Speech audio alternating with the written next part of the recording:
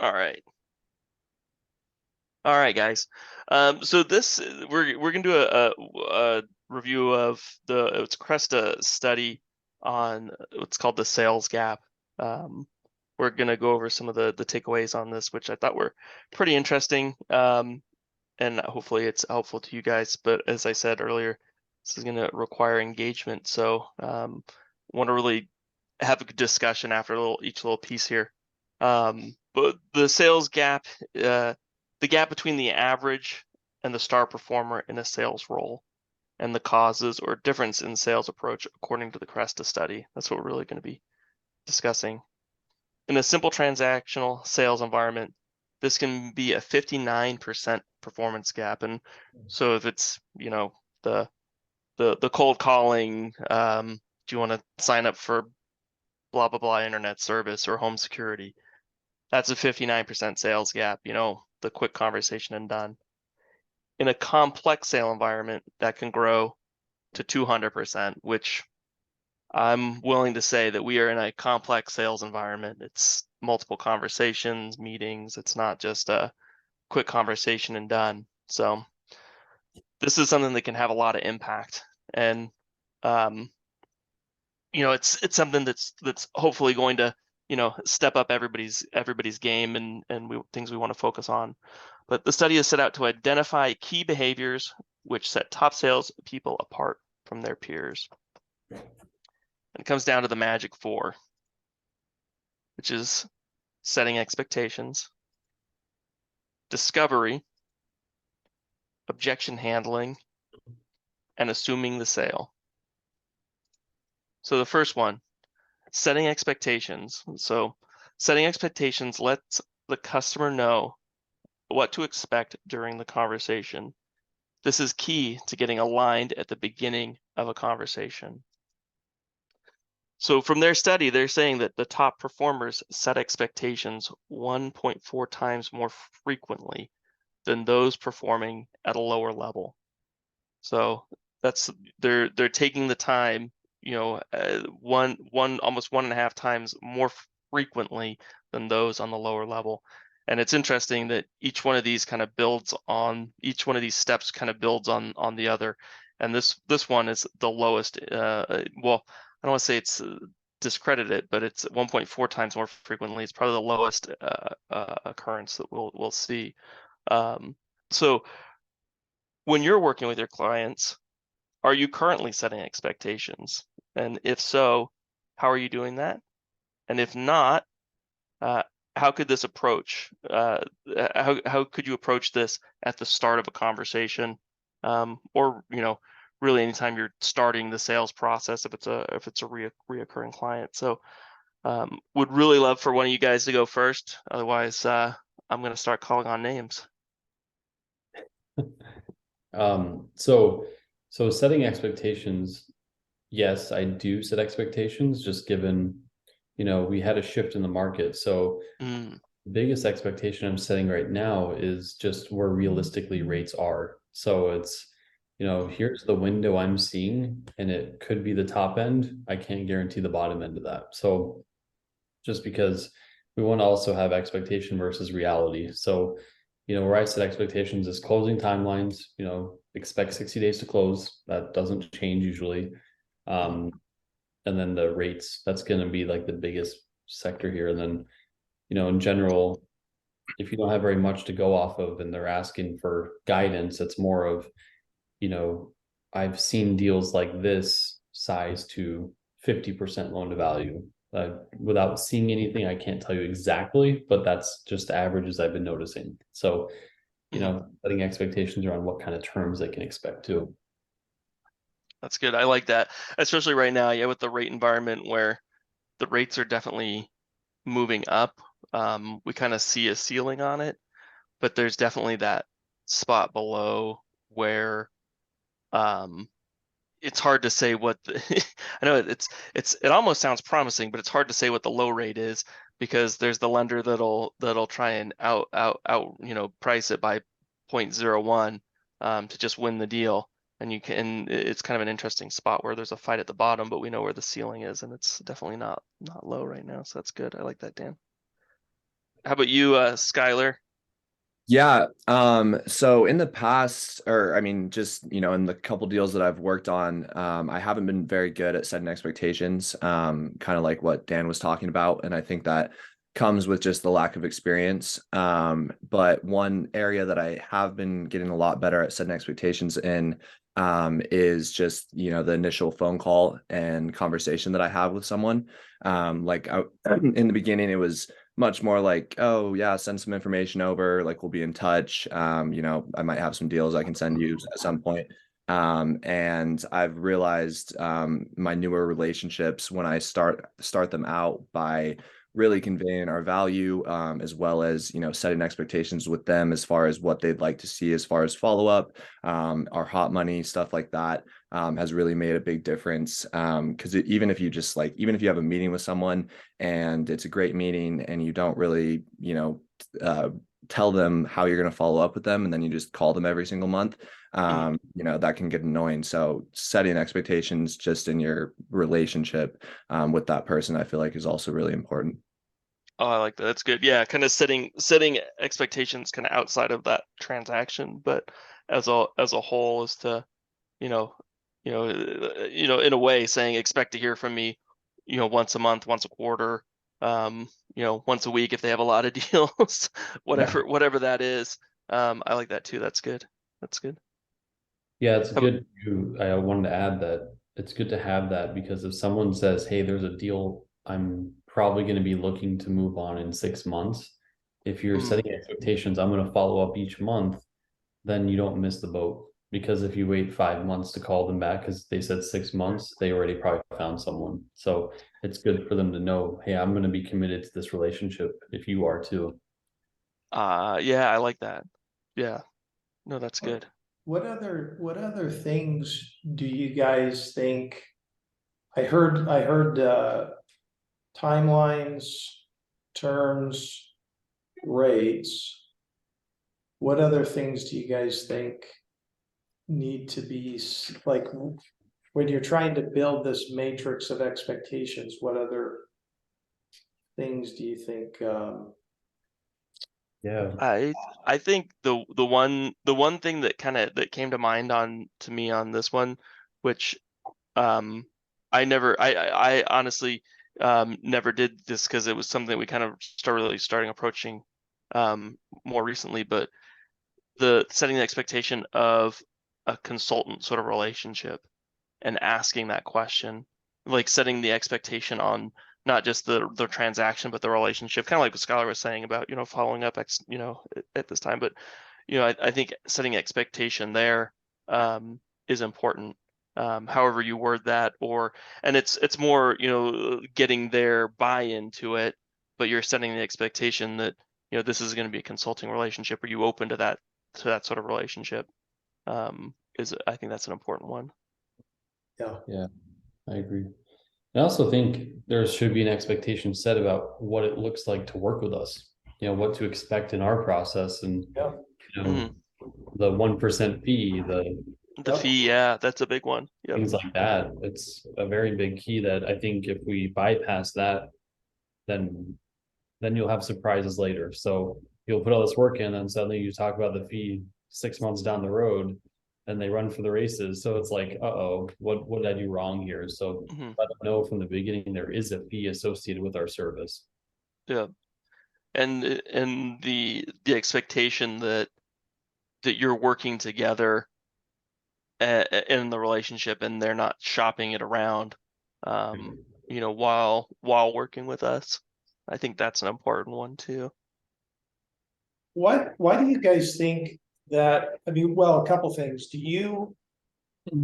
Would it be safe to assume, and maybe the answer is no, that setting expectations is equivalent to disqualify? Yeah. Oh yeah. Yeah, because I think we're setting the expectations for them, and we're also setting our expectations. We're setting the expectations of what we will do for them, and we're setting the expectations of what we expect to receive in the relationship. As far as obviously the 1% fee, timely docs, you know, in a way exclusivity until, you know, at a certain point it definitely has to move towards exclusivity. It might not be at the first conversation, but you know, it has to quickly move there. I think that's, you know, it's a two-way street. So so basically, yeah, if they're saying sorry, can't pay the 1% fee, then they're you know not they're not on board with what we're looking for. Then do you guys, why do you think we don't, like, why do people not take the time to set expectations? What do you think the reasons are? I think it's because we don't want to accept the reality of it not going our way. Yeah, Mhm. It's more of like, all right, if I tell them about the fee, they might not want to work with me, but I really want them to work with me. So maybe I'll hide that till later and see what Yeah. happens, you know? Yeah. That was a big reality for me in the beginning. I think you guys tried to convey that in the beginning that that's how I should be approaching it. But for me, I kind of felt like I was scratching and clawing just to make a connection with anyone. So I kind of was like a little bit more conservative with, you know, how I would, what questions I would ask off the beginning. And because of that, it kind of hurt me long term because a lot of the people that I currently am still in contact with that I might never see anything from, don't really 100% know everything about how we operate because I was too scared to set those expectations in the beginning. yeah. That's honest. Fear is a Yeah. big driver. Yeah. I think also part of it is complacency, which we'll kind of probably touch on at the end. But I think, you know, I know my fee is 1%, and I assume they know, but let's just skip past that to get to the actual sale. You know, I think that kind of probably can get in the way too. Unfortunately, you know, it feels so repetitive to us because we know it in and out, and you know, we say it too often, and we just skip the step. You know, which that's not good. You know, we know we should know it in and out, but we should know it in and out so we can convey it to the client.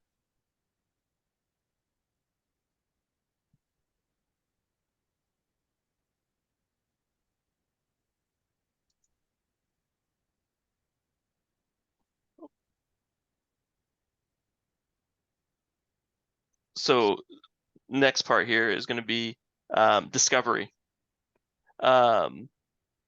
Using discovery questions helps the loan associate understand a client's pains and goals, allowing the LA to recommend the most proactive solution.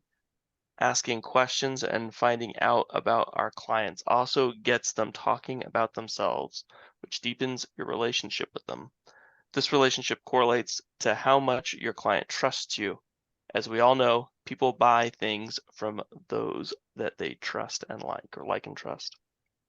So top performers ask 1.52 times more discovery questions than those performing at the lower end. So some top performers ask discovery questions 6.5 more than bottom performers. So there's really a lot of range in there.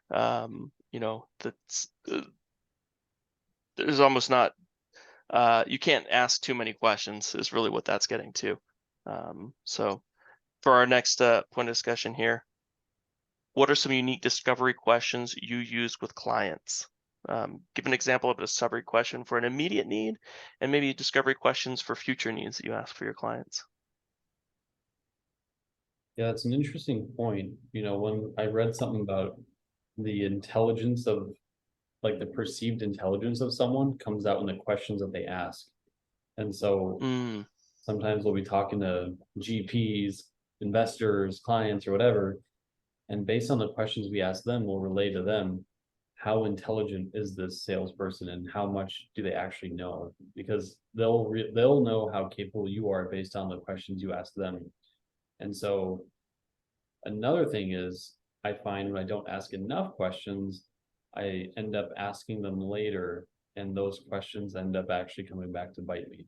So I could have asked them early but I chose not to. But now I'm asking them after 30 days of working on the project, and boom, now the deal's dead.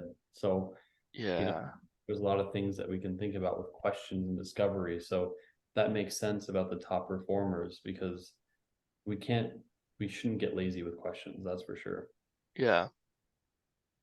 Yeah, and I think this is again another one where, there's a lot of questions that we ask, and some of it seems routine-ish almost, but again, we can't get complacent, on the expectations or the questions, because yeah, you're right. If you ask it later, and it's oh yeah, I did file for a bankruptcy once, so that was 2 years ago. It's like, oh great. That's so there, I never was late on anything, but I did file a BK, so you didn't ask that one. you know um so and I like that's true, like and especially I'm learning a lot right now talking to lenders, and especially in like that equity space. And sometimes I'll be, speaking before I think and ask something that I realize that I probably already had the answer to, and I'm like, oh great. Now they knew that that either they're gonna think I wasn't either paying attention, or I don't understand exactly what it is that they're doing on their side. So I like that. That's true. Gauging the intelligence based off the questions that you ask. Um, but sorry, go ahead. I was just gonna say, I did a presentation, I can't remember, it was a couple of years ago. And I did some research on questions, and what I found was kids will ask 12 times more questions than adults. It's really fascinating how so at some point we feel insecure and stop asking questions because Yeah. and kids just ask questions, tons of questions. They're so curious. And I just thought that's just such a good thing to remember, is just to ask questions to gather information. And that's when you said that, it's kind of a good point. Like we feel insecure and we stop asking questions, which kind of goes back to what Dan was saying of, you gauge somebody's intelligence based on the questions they ask, Right. which is where like the root of that insecurity is coming from. Yeah, I think along with that, because I definitely have a struggle with that still. Most of the time when a deal will come my way on that initial phone call, I kind of feel like I'm getting hit with like a fire hose, and just, try to ask the questions. I'm getting better at it, but it definitely stems from, insecurity of that, but it also comes from understanding, like complete understanding of it. Because in order to be able to ask the right questions, you need to understand not only the scenario or project, but you have to, I guess, understand what questions need to be asked. What are some of the best questions you guys have asked? Or do ask that you get the best, discovery out of a deal? It's as simple as our application. I ask those questions all the time because Yeah. that application is kind of like our right to entry. And so they're basic, but they're good questions because most people won't ask those at the first conversation. Yeah. Yeah, it's true. Yeah, the app questions are definitely they cover a lot of ground quickly, to gatekeep stuff that's just not going to work. I think I can't remember the way that Michelle worded it the other day in our meeting, but I like the question of, I think she was like wording it as like the plans or the goals on a project or whatnot. Which I always think that's a good one to ask, because I think that can really change the direction of, financing needs, or, in the long run, what are they doing with something? I think that's always a good question to ask. Do you guys ever ask polite pushback questions? Do you know what I mean when I say that? The why are you doing it that way sort of questions. Yeah. Yeah. Yeah. What do you think happens if that's done in the right spirit? That is the key. But what do you think happens if that's done in the right spirit to somebody that, you know, is trying to figure out what they're doing on the bill? I think it honestly shows them that you first, you know what you're talking about. Second, you're actually trying to help them Mhm. in more of a consultative manner rather than a order taker kind of a manner. Yep. And also it's sometimes just good to challenge someone because it just shows that you actually care, you know. And I think if you, and that's why the key there is to be careful, you know, so you're not doesn't know it all. But I do think it'll change the way that they think of you rather than just being a commodity to look at you as the source, right? Like, oh, Galler knows everything. He's the guy I go to for advice on things like this.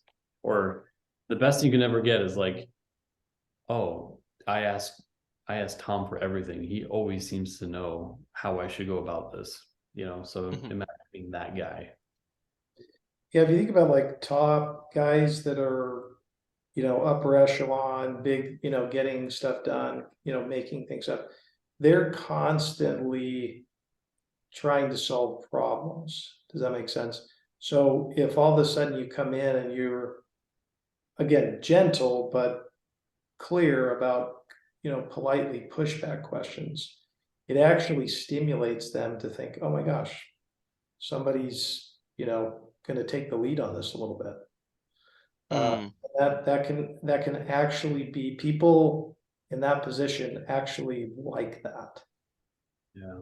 Again, it has to be done in the right spirit, you know, because you're usually dealing with guys that are pretty high type A people. So, but I think there is an appreciation. So it's a good thing to think about. We obviously have our questions here, but I think it's something we probably need to even plunge a little bit further into as we're, you know, leveling up. Is, are there some additional questions we could add to our repertoire to, you know, because questions are powerful. They're really powerful things.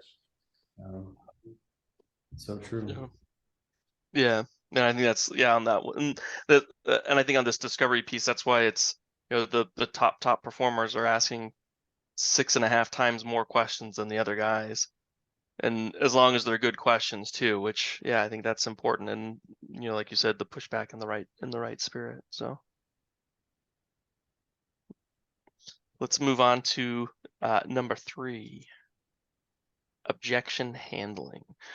When a customer presents a concern about the product or service, a salesperson responds in a way that alleviates the customer's concern and allows the sale to move forward.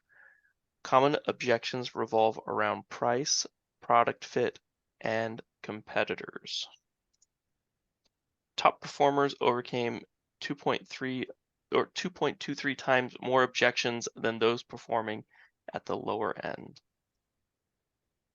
So, what objections do you hear most from the clients, and how do you handle it?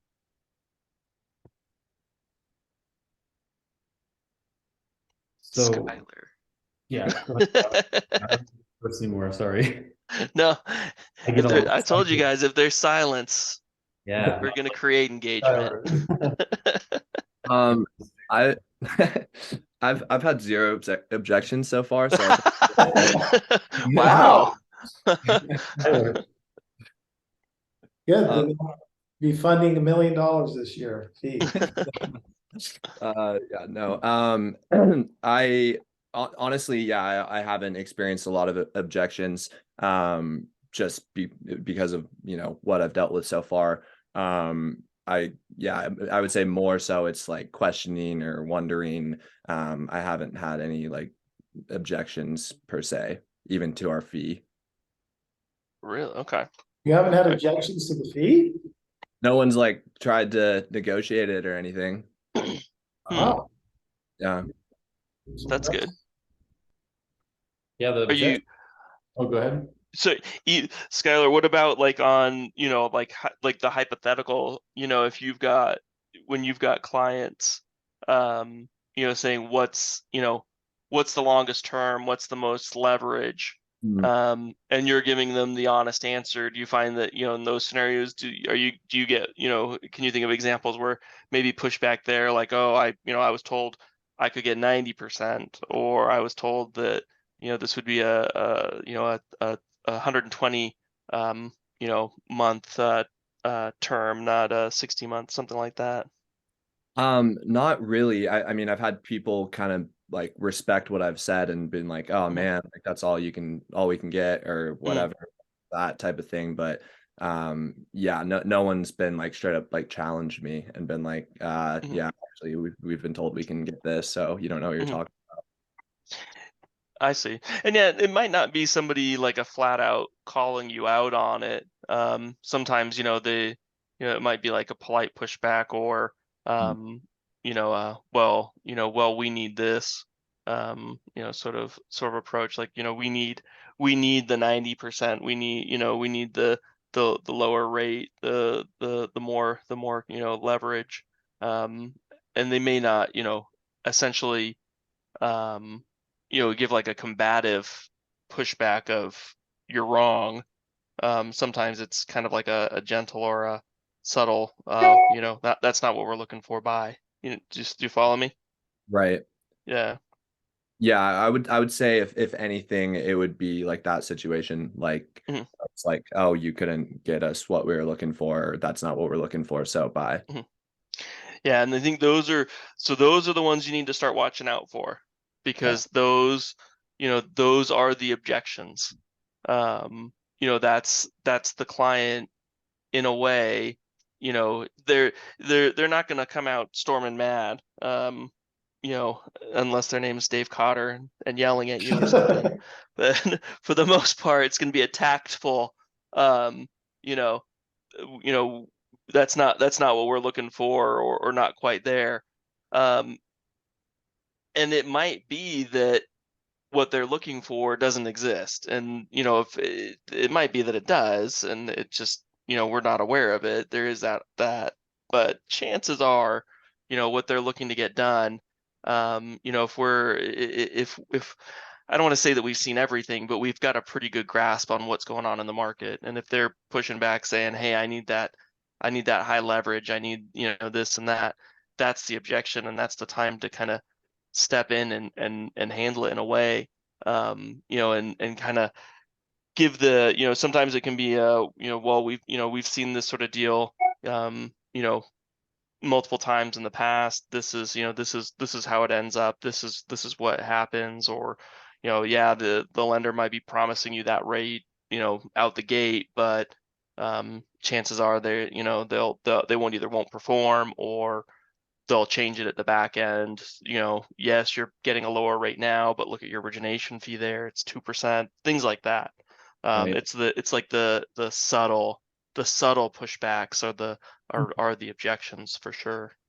Yeah, no, and I'm definitely getting a lot better at handling that and have seen results from it already. Like in the beginning, I just kind of felt like I was like anytime anything would be asked as far as, you know, anything relating to deal, I didn't have enough grasp or knowledge to Mm, answer it confidently and kind of take that mm, consultative approach. So I'd be like, yeah. oh yeah, like maybe like that might be out there. Like let me get back to you on that. I'll see what I can do, or let me see if I can find that type thing, kind of just getting strung along a lot. And Mhm, then, you know, would confirm it with you or whoever else. But now I'm starting to have a little bit more of a grasp just on like on by myself. mhm, So I've been able to be a little bit more confident with letting them know this is what's out there. This is what we have. These are your options. This is why this is better. Just mhm. taking a consultative approach, and it's worked a lot better for sure. Yeah, and I think, yeah, the handling the objections comes with the experience and the confidence for sure. But yeah, remember, you're looking at this stuff daily. Right. Um, What, and mhm, sorry, are you, yeah. No, I was just gonna say, you know, you're looking at this daily, and the clients you're looking at are looking at the either the operation side of their business daily, or the development side of, you know, how to build it, not the finance side. This is your specialty. So don't forget that, you know. Right. Sorry, go ahead, Dave. Well, I was just gonna say, what do you guys think is the positive element of somebody engaging in an objection? Like, why would that be possibly, not saying 100% of the time, but why is most of the time that actually a positive thing when someone is overtly objecting? Because I think there's two objections. There's overt and covert, right? Hmm. Overt is they're verbally engaging in pushing back versus covert is just, you'll never hear from them again, right? Yeah. So on the covert, sort of overt, why do you guys think that's a positive thing? I think it's good because it's them. If they're not being upfront on their expectations, they are with their objections. You know, if they come back saying, well, I thought we could get 80% leverage, it's like, well, do you need 80% leverage? Because, you know, that wasn't something that we discussed. And they could come clean with more, well, you know, we don't have the capital to get there otherwise, you know, the other issues, things like that. So I think that's where it can be a benefit for sure. Yeah, I also think that when someone overly objects to, it's a character red flag. Yeah. Because like, what are they objecting about? And are you gonna have peace of mind with this client if they keep objecting? Because then you'll never be heard. So Mm, there is something to be said about objecting for the wrong reasons, but then, you know, I've had clients object with me and they turned out they were right. And so I own that, but that's kind of like the other way of objecting, where it's actually like a legitimate concern, you know, where but Yeah. if someone keeps objecting over everything, then what are you there for? You know, they don't see your value. Yeah, I guess that's a good point, Dan. Like maybe it'd be this could be a whole discussion at some point. And might even be a nice deep dive to say, okay, what is the distinction between what we would consider a positive objection, meaning that somebody's engaging you. Does that make sense? Like all of a sudden, like you're going, okay, they're going back and forth and they're engaging with the intention of trying to figure out how to make a deal work. Does that make sense? Where, to your point, man, what you're saying is, I think, is the negative engagement is somebody who's engaging because they're overly dominant, combative, and their whole objective is just to win a sort of a beat down. It's like the bully on the play yard, right? They're like, I'm going to win. That's my goal. yeah. And at all costs. So even if you're bloody and on the playground, I'm fine with that. And then the covert one is just, maybe it's passive aggressive. They just don't want to deal with conflict. So they just, stop talking to you, which is okay. I mean, cause that's probably not something you want to deal with either. So do you guys kind of see like maybe there's 3 objection handles? I don't know. Maybe you guys disagree with that. I'd love to hear what you guys think. Yeah. Yeah, I think I definitely could see 3 where, yeah, you've got the argumentative, combative and verbal on it, the verbal, but trying to get to a win where it's like, I don't like this term, or I don't like the way this is, because I've got a goal and this is what it is. And then the third would be somebody who just, doesn't like something and vanishes. The covert objection of, well, rate's too high by. Yeah, I agree. Yeah, it could be interesting.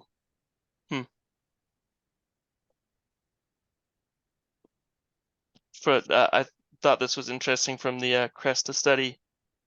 Price, 58% of them are related to price. Now I know there's a lot of moving parts in what we do to come down to, you know, price and cost and whatnot, but, most of the time that is the crux of it. So, so number 4, assuming the sale. So the loan associate should assume the client has already agreed to work with them. This doesn't mean neglecting the previous 3 steps. So don't skip, you know, steps 1 and 2 and think, in the bag. However, by using phrasing that implies that the client is ready to move forward, the loan associate can direct the client to continue the financing process. But be careful, being too assumptive could upset the customer and backfire. That's right. So top performers assume the sale 2.27 times more times than performing at the lower end. So how do you assume the sale with clients by your statements or actions? Do you want to? I'll let you go first this time, Dan. You know, I think it's one of those things, like, to assume the sale, it's more of like, okay, so I've gotten to this point I've had a good thing going with this client. Their expectations have been set. They already know what to expect from me, and I know what to expect from them. Now it comes down to that final process, right? Like closing the sale. So it's more of, if you've done the last 3 steps, this step should be the easiest one, because at this point you already know what's going to happen. And honestly, it's never going to be perfect. It rarely is, but if you follow those 3 steps prior, this should be a lot easier for you. It's a really good point, Dan. Because sometimes you hear, I don't know about you guys, but sometimes you hear assuming the sale and it seems kind of slimy, almost like. Yeah. Like, I mean, I don't, and I'm not saying that's maybe what they're meaning here. We would probably have to figure out what does that mean in our, it's kind of like, you know, I always think of the guy that says, well, just try to keep getting him to say yes. Do you have a blue card? Yes. Do you have you like this? Yes. Okay. So you want to sign this today? Yes. You know, Yeah. I don't know why I always think of that, but I guess, you know, I think to Dan's point is, it seems like if you've done the legwork and you're to that point, you should assume the sale at that point, because you've gone through all of the steps necessary to really say, we're assuming that this is the right fit. We're going to work together. Yeah. And it's a target client. Yeah. And I see this mostly as like a confidence in what we do, like a confidence in wording, and how you proceed. And I think in the actual study, the you know, they were kind of using the phrases of, let's, you know, when do you want to schedule your service? When do you want to, you know, how do you want to make the payment for this service? You know, that sort of stuff. Not, instead of, if you would like to proceed, the next step is to schedule the service. I think that's the difference. It's removing the you know, if from it, and just proceeding with, you know, you've done the first 3 steps. Now it's, I need you to send me this stuff by Monday, and proceed. Not if you want to proceed, send me this stuff by Monday. Yeah. Do you guys feel like that seems to be in line with what you, and Dan, you probably speak to this more because you've had more at bats, but do you feel like that these 4 quadrants tend to fit the reality of the context of it and the sequence? Yeah, I do actually. I think, you know, nothing feels better than going through that process, which I've done totally subconsciously, you know, like training. But I'm thinking back, and whenever I've gone through those motions, I've never once sent a fee agreement thinking, uh-oh, what's going to happen? You know, so you know, nothing feels better than sending that fee agreement knowing, like, all right, we're on the same page. We've gone through the motions. We've answered questions. We've handled up, you know, objections. This client knows what to expect moving forward, and they are going to move forward because that's that's where we're at, you know, where I've definitely sent a few fee agreements thinking like, oh man, what's gonna happen now? I'm just waiting, you know, so that's not a good feeling. And I've had to learn that the hard way. And Skylar, I know you're 1 for 1, but it's gonna happen to you too. I'm just gonna Skylar's got a perfect record. Yeah. Man. Skylar's 1 for 1, but he's gonna have it happen, and you're gonna know what it feels like. But I really don't want it to happen to you, but it's just inevitable it will. But I think that going through these 4 steps will get you much closer than you would be if you don't follow them. So Mhm. Yeah. Absolutely. So, additional steps to bridge the gap. So, coaching and training. So, I want to applaud you all for making it today. Coaching and training, but this is an ongoing thing, and I think it's not just coaching and training on sales or whatnot, or sales process. You know, some of these things we're talking about, it does come down to confidence in the products, and that means coaching and training on the products too. So obviously feeling good about the sales process, but feeling good about the products, what you're, you know, talking to your clients about, understanding their side of it too, you know, what's going on in their world. You know, that's something that's going to help you on bridging the gap. Adherence and consistency. So just like, you know, Dan was talking about the questions in the app, you know, adherence and consistency, stick to that. There's 4 steps, 4 magic steps, stick to that.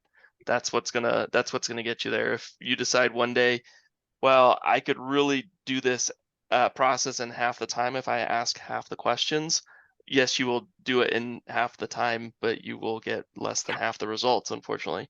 So it's, you know, that's important. And then the last one, learning takes time and repetition. So obviously, you know, Dan's got quite a bit more experience. He doesn't have a perfect record like Skylar. But you know, I'm sure each time you guys you know, go through this process, you're learning and building on your knowledge and realizing, oh, could have phrased this differently, or you know, that's an objection I should have watched out for, could handle it differently this way. And you've just got to, you know, obviously more at bats is what gets you there with building your sales approach. But I hope this kind of gives you something to think about and build on, and gets you more 100% fee agreements out, Skylar.